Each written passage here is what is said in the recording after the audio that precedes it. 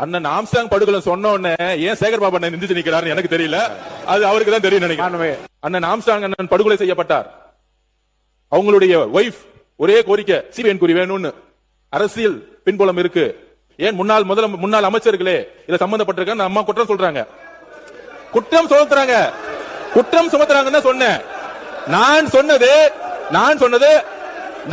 குற்றம் சுமத்துறாங்க. யார் மேலயும் நான் பழி சொல்லல. குற்றம் சுமத்துறாங்கன்னு சொன்னேன்.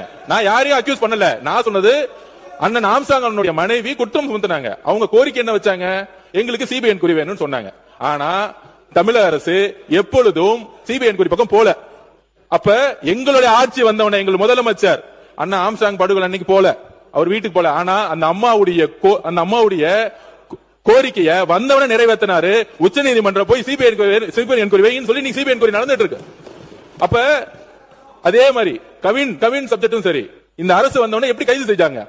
ஒவ்வொரு சப்ஜெக்டும் சரி, முதலமைச்சருடைய ஒவ்வொரு அசைவிலையும் ஆணவ படுகொலையை முற்றிலுமா ஒழிக்கணும். இதுதான் எங்களுடைய மிகப்பெரிய நிலைப்பாடு.